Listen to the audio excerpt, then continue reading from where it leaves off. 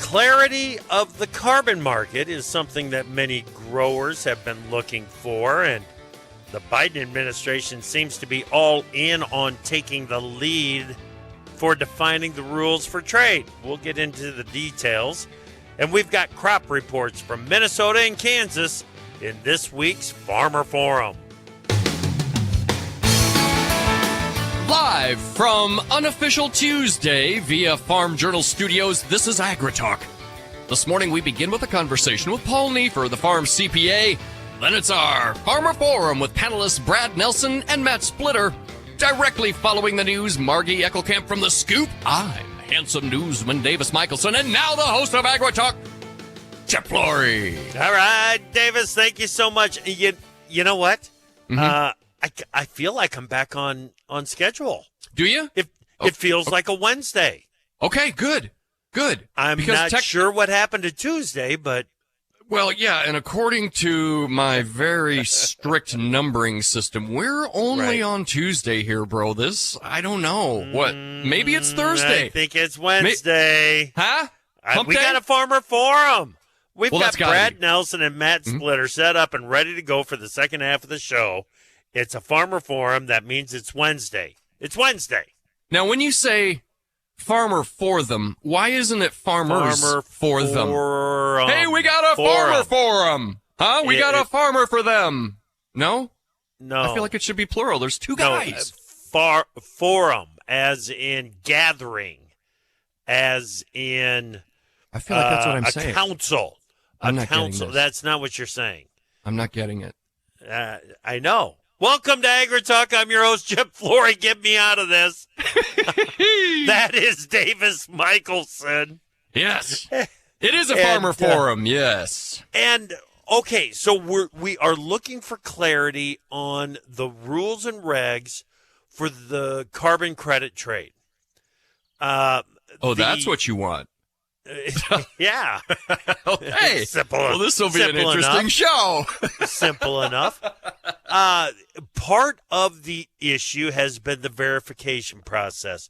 Are you truly locking up carbon based on the changes that you are making on your production practices? Are the production practices actually being changed? The companies, there's a new term out there, greenwashing. Okay?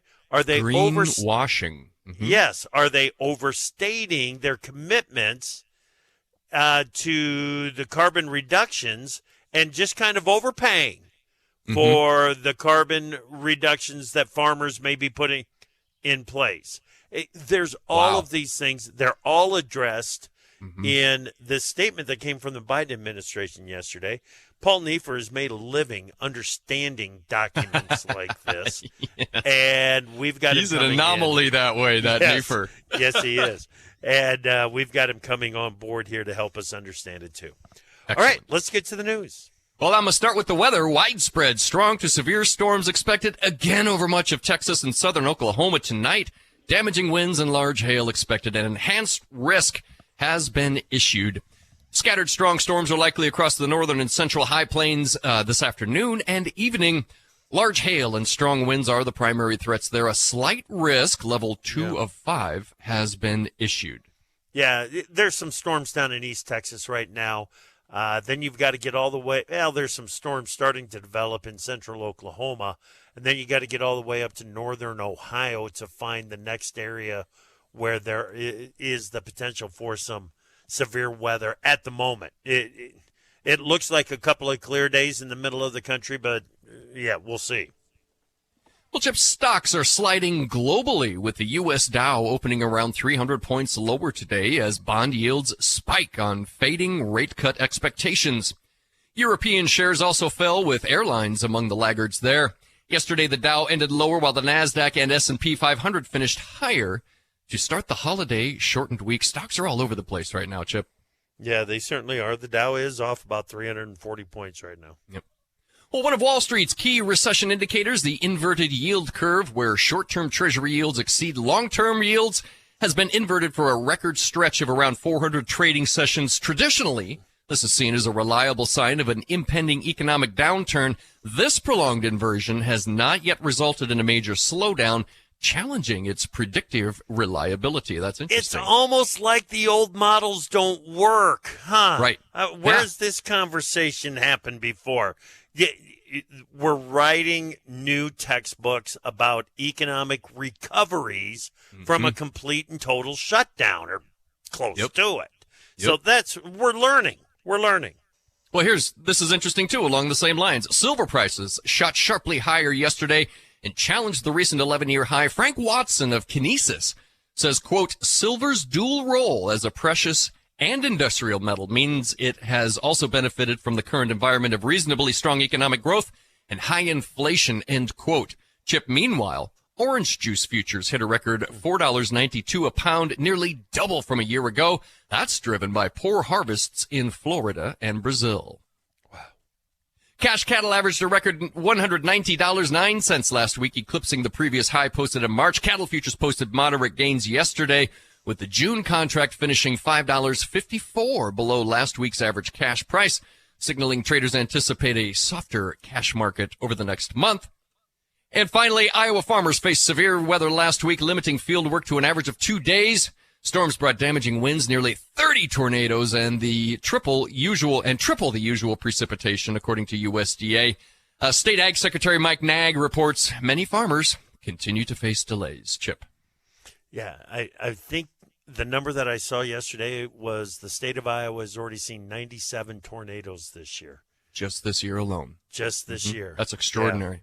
Yeah, it's unbelievable. All right, thank you, Davis. Let's bring in Margie Eckelkamp, editor of The Scoop. Good morning, Margie. Hey, good morning, Chip. I'm just going to dip my toe in here. I didn't realize how spicy you guys were going to be this morning, but I also am going to stick around and at least lurk and listen to this Farmer Forum because you've got some all-stars. Oh, yeah. Yeah, absolutely. It's going to be awesome. And they're talking about what's going on with the carbon markets. We'll get into that. But what's happening in the fertilizer markets? What are the retailers watching? Yeah, so I just released a podcast on the Scoop podcast with Veronica Nye. She's a senior economist at the Fertilizer Institute. So she tracks this stuff every day, inside and outside. And she really had 5 big takeaways that I wanted to share with the audience this morning. And number one would be that we're coming down from these high spike in prices for the most part. For most across the NPK complex, we're returning to some 10-year averages. Now, there are exceptions, but I think everyone is welcoming the relief where we can find it. Number two, production is up. Notably, it's up for anhydrous ammonia, and so that's where we've seen some relief in those prices. Number three, a big takeaway from the recent history as we watch the fertilizer markets would be our import dependency and how that directly can affect both product availability as well as those price fluctuations that we've seen. Number four, natural gas, key driver for our nitrogen prices. And as we've also seen some big fluctuations there with the Russia-Ukraine conflict. And number five, just how pivotal our infrastructure is, especially as we move that anhydrous up the river to the Corn Belt. Right. All right. Good stuff, Margie. The story is posted, www.thedailyscoop.com. Margie, thank you. Thanks, Chip. All right, Margie Eckelkamp, editor of The Scoop. We are going to do our best to understand the statement from the Biden administration next. Paul Neiffer.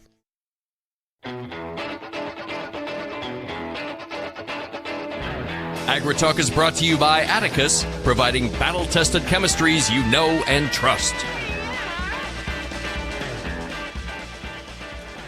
You know, I'm Davis, the way that Margie described the show, spicy. Spicy. Yeah. Here is the title. Welcome back, everyone. I'm Chip. That's Hello. Davis. Yes. Here's the title of the statement from the Biden administration that we are going to be discussing next. Voluntary Carbon Markets Joint Policy Statement and Principles. Okay. That sounds like there should be some clarity in there. Important? Yes. Spicy? Yeah?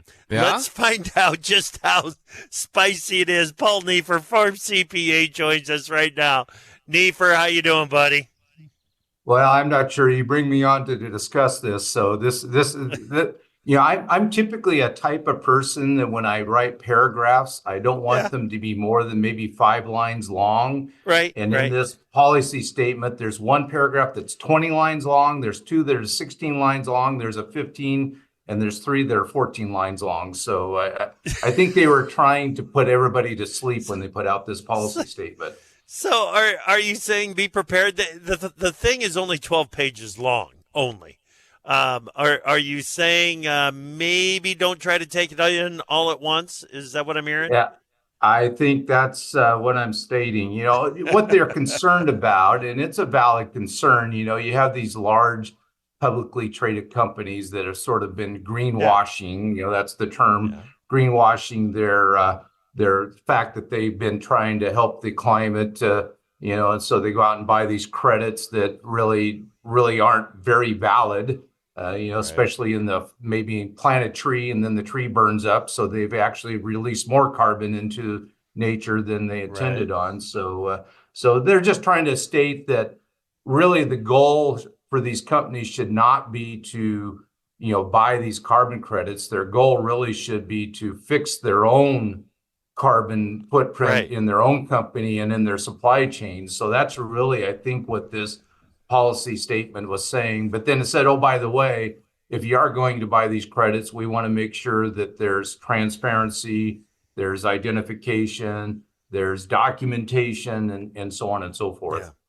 Yeah. And from the very beginning, the development of the carbon markets, and I'm not saying that they aren't worthwhile. There are many farmers that have looked into it and think that this is something that they want to participate in, which is fine, which is great. Go ahead. There are others that have decided they don't want anything to do with it, which is fine, which is great. It is an individual's decision on this. The issue that I've always had is on the accounting front. How well are we really accounting for and ultimately really reducing any carbon output if a group of farmers is selling the carbon that they're sequestering to company A out there so that they can continue to do what they've always done. How much good does that really do us? And I think that's the question that they're trying to answer in this statement, correct?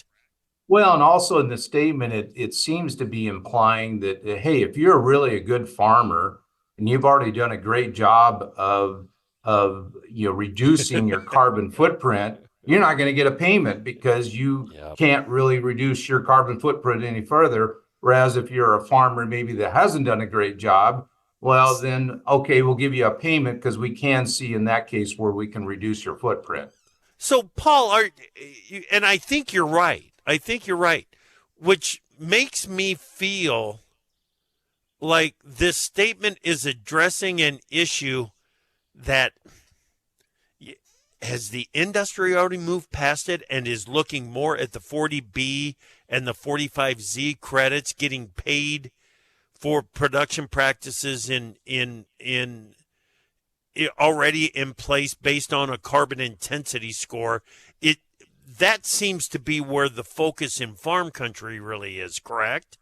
Yeah, and I think the possible payment for a farmer in that situation that is doing a good job, they're utilizing no-till, they're doing cover crops, they're reducing fertilizer, maybe they're applying manure instead of synthetic fertilizer. That in that situation, the farmer in that case is likely to get paid a whole lot more and upfront and so on then versus maybe getting 25 or 30 or $40 an acre and having to do a lot of work and having to do a lot of paperwork. So I think you're right. I think we should be focusing in on more on the 45Z or focusing in on the carbon intensity score not necessarily the carbon credit side of it. Right. Right. You know, the other feeling that I got as I was reading through this is that the administration is probably legitimately concerned about fraud in the market. The focus of the statement seems to be that proving that something real is being traded by this market. Yeah. You got that feeling, right?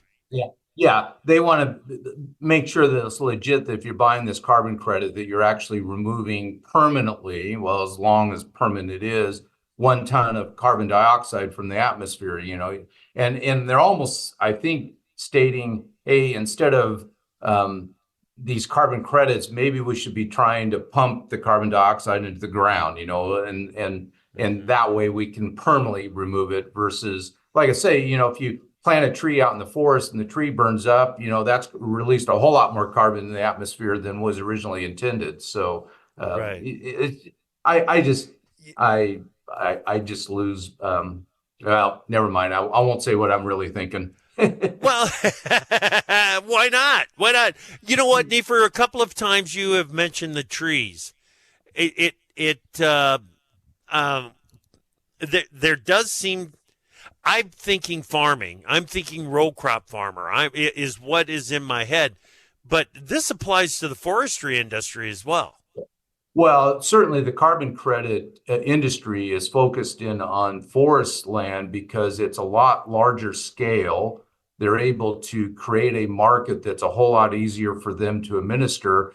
They're dealing with one company that owns 300,000 acres of forest. They only have to deal with one company. For them to get 300,000 acres of cropland, they're going to deal with 300 farmers, 400 farmers, 500 farmers, plus landlords, right, and so on. So that's really been, I think, the focus of the carbon market people out there that are trying to make this as a living or as a business, is that it's been much easier for them to deal with the timberland owners than farmers. So I think that's been certainly the reality. Yeah. Yeah. The statement was signed by 6 leaders in the administration: Yellen at Treasury, Vilsack at USDA, Granholm at Energy, Podesta, Brainerd, Zaidi. They are definitely trying to give the impression that that the administration is all in on the carbon market rules and regs with this statement, and everybody signing on, right? Yeah, I didn't even realize we had a national climate advisor. Is that a new part of the administration that I wasn't aware of? There they are, right? Let's see, who is that? The national climate advisor is wasn't John Kerry the climate czar there for a while? Didn't we have a czar for a minute? Yeah. So as he toodles across the world in his private jet. Right. Crazy. But, crazy. Yeah,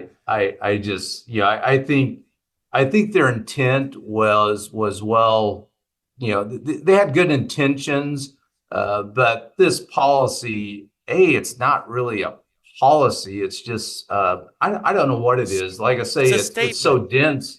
It's a statement saying, hey, we wish that you guys would actually clean up your supply chain versus going out and buying these credits. Right. Exactly. Okay. We've only got 30 seconds left, so I'm just going to mention this.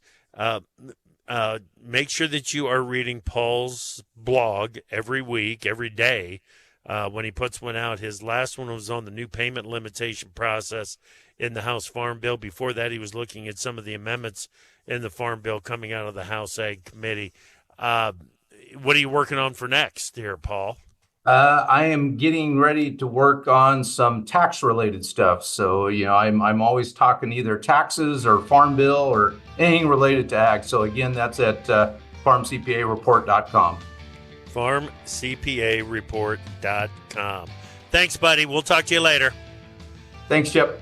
You bet. Paul Neiffer, Farm CPA podcast and blog. Make sure that you check it out. Coming up next, we got the Farmer Forum. Brad Nelson from Minnesota, Matt Splitter from Kansas.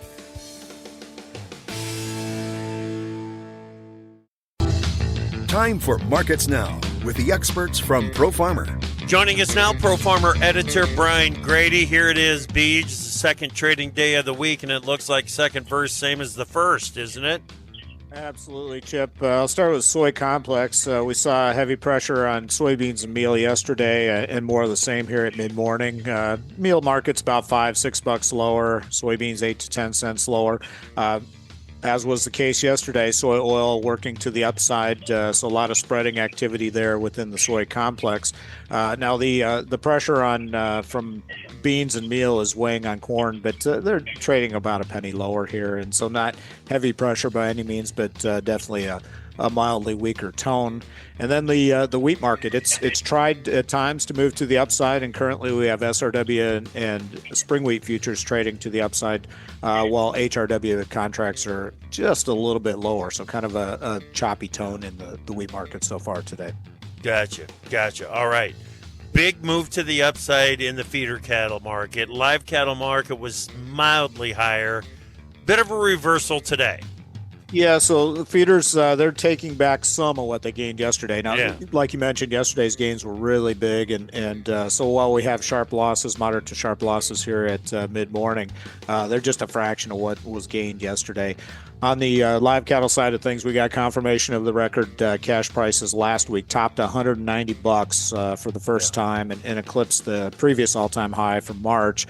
But yet we see the futures trading lower despite big discounts to the cash market. So traders just aren't convinced they're playing it cautious. Let's put it that way. And then the hog side of things, we tried to work to the upside. We still have a little bit of strength in nearby contracts, but generally mixed tone at mid-morning. Pro Farmer editor Brian Grady on Markets Now. Opinions expressed on AgriTalk do not necessarily reflect the views of Farm Journal Broadcasting, affiliate stations, or sponsors. When news breaks, the news makers talk about it on AgriTalk with Chip Flory. Welcome back to AgriTalk. It's Wednesday. That means it is time for the Farmer Forum. And joining us right now, Brad Nelson up in southeast Minnesota, just up the road around Albert Lee. Brad, welcome back, buddy. How are you? I'm doing pretty good. Thanks for having me on. You bet. Glad you're here. You've been getting some of the same rains that we've been getting in northeast Iowa, haven't you? Yeah, we have been getting our fair share of rain. It hasn't been as much as what, Iowa's gotten by any stretch, I don't think. I mean, we've gotten 6 inches of rain in May, and we had 5 inches of rain in April. So, I mean, we're plenty wet. But it hasn't been overwhelming. Let me put it that way. Yeah. What's it done to the planting pace? But well, that was another thing. We had about 2 windows to plant. Well, 3 if you count way back on the 10th of April, which I didn't take advantage of that.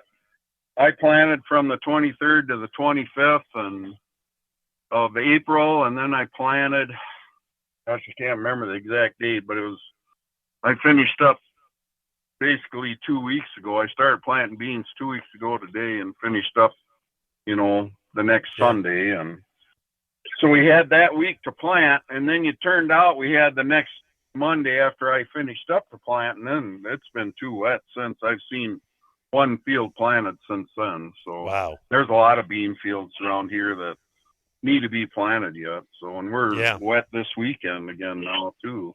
Yeah. And corn looks. Go ahead. Corn looks okay. There's places where it's weak. Even where I got pattern tiled fields, it's strong over the tile lines and weak in between. And and where there is a real lack of tile, then there's different hybrids have responded differently to that, and some have survived better than others, and some are weak, in those areas. And it's just going to be one of those years where you don't have 100% of the crop you might have had if it all come up even, and with no bare spots or stand loss. So. Right. Right. Okay. Yeah, it sounds kind of very similar to the conditions that we're looking at here in Northeast Iowa. We've got a fair amount of pounding down here too, Brad. When you go along 380 and along Highway 20 in eastern Iowa, there's a lot of ponds out there. Have you got those? I do not have ponds on our ground around here, and there's not a lot in my area. Good. You go over to Mower County, last week they had a 5-incher, so I'm sure they have ponds over there from that. And Yeah. you go west here, I was just talking to a local retailer a little bit that has territory over there too, and they're wetter over there too. So, I guess there's ponds in parts of Minnesota, but not right where I'm at anyway. Right. Okay. Just a reminder to everyone, Brad was, and correct me if I'm wrong, Brad, but you were right on the western edge of a spot in Minnesota that was just bone dry for the second half of the season last year, right? Oh, we were very dry last year. Yeah, we were really dry all winter. Actually, unheard of. Had a farm tile this. They started in February and finished it up the first week of March, for Pete's sake, Jeez. That's never happened in my lifetime before. And when they were digging holes and running lines, there was no water in that ground at all. There's some attached to the soil particles, but there was no excess flowing into the trenches. And, the tile had been running hard now for 6 weeks, I'd say, though. So we've been full of water for quite a while now. Gotcha. Okay. All right. Brad, stay there. We'll get back to you here in just a bit. Matt Splitter in Kansas. Matt, welcome back to the Farmer Forum on AgriTalk, man. How you doing? Doing good. Hey, Chip, good to talk to you as always. Yeah, good to talk with you. Different situation over in your part of the world, isn't it? Yeah, I really don't understand what you guys are complaining about. It's we can't buy a rain. We're in central Kansas. The western 2/3 of Kansas is in a D2 up to a D3 drought. I was just doing some numbers this morning, and since March 1 on the north side of our farm, which is in southern Ellsworth County, so it would be about 45 miles west of Salina, we've had 3.37 inches of rain since March 1st, and 1.94 inches was one event on May 19th, which means we had less than 1 inch of rain from the March 1st to May 19th.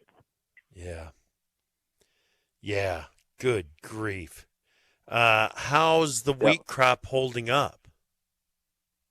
If you really look at Kansas and split it into thirds, from about the I-135 corridor west is where a majority of the hard red winter wheat is raised, and it is taking the brunt of this drought. And it's not like it's a flash drought. We're in year 4 of just way below normal precipitation. And I remember talking to you in Nashville, a top producer. Yep.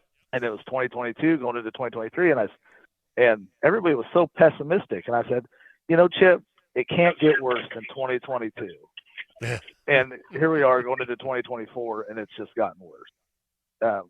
Our wheat crop, we went through the winter looking pretty good, looking really good, and then just no rain in its peak growing period.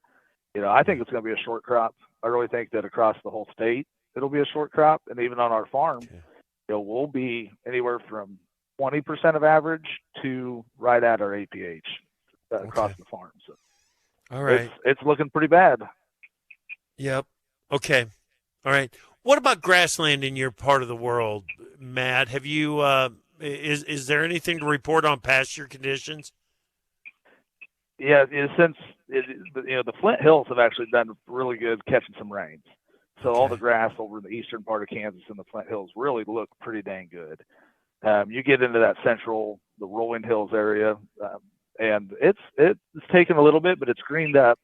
Our temperatures have actually been pretty mild, and the moisture that we have had has really gone to good use in the grass for sure. So the cattlemen are actually probably feeling pretty good about the grass situation, right, where they're really a lot of negativity is around ponds.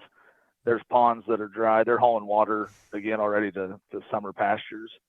So it's we're set up for another stressful summer for the cattle guys. Another long summer hauling water for the cattlemen out there is what it looks like. Yeah. But yep. The silver lining is we're looking at possibly a 1 to 3 inch rainfall event over the next 3 days, and I mean it is much needed, and I'm going to be doing cartwheels in the yard if I see this rain actually come to fruition. So praying and doing rain dances all at the same time, aren't you?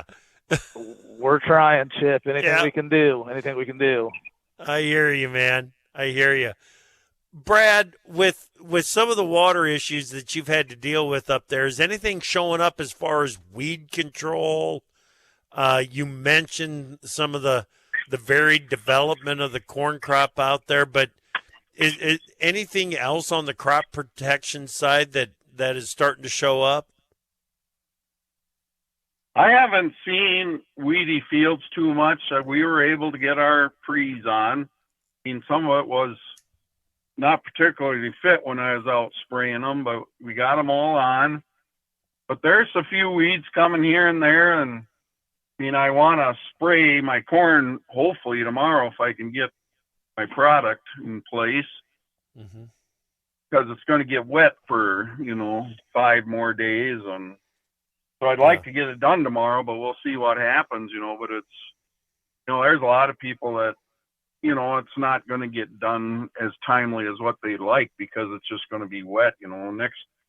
This coming weekend will be a prime spraying time for corn. The earlier planted corn is probably 5-6 inches tall now, and we get 70-80 degree weather next week. It'll be a foot tall in no time. So that's now's right. the time I want to get it done. So, and there's some weeds out there that you just as well get when they're little instead of when they're big. So Yep. What about bugs? It's not terrible. Okay, good. What about bugs? We've been hearing that some of the bug populations are coming on earlier than what they normally would because of the warm temperatures that we had in April. Is there anything happening in the area? I have not heard or seen anything at this point yet. Good. They talked some about cutworms in some, areas, but I haven't seen them right around me. And, I think rootworm could be a lot more of a problem as time rolls along here if you didn't put protection down for it because of the mild winter and the mild spring and that sort of thing. I think that probably is going to be a lot of activity with those pests because there's a lot of beetles there around crop tour time last year around here. So it's terrible thick up in that part of the world, Brad. And the impact on yield potential is starting to show up in kind of a big way, isn't it? Oh yeah, and a number of years ago, before we had rootworm protected corn, I had a outbreak on my farm on rotated crops, a 50-50 rotation at that time of corn and soybeans, and I got rootworm in my corn, and shoot, it was my early years of yield monitors, and it was 50 bushel loss. So right in those areas where it would be bad, let alone the lot. Okay. We've got a Farmer Forum going with Brad Nelson up in southeast Minnesota, Matt Splitter in Kansas. That's our crop reports. When we come back, I want to talk about what's going their thoughts about these carbon programs and carbon credit markets. We'll discuss that next here on the Farmer Forum.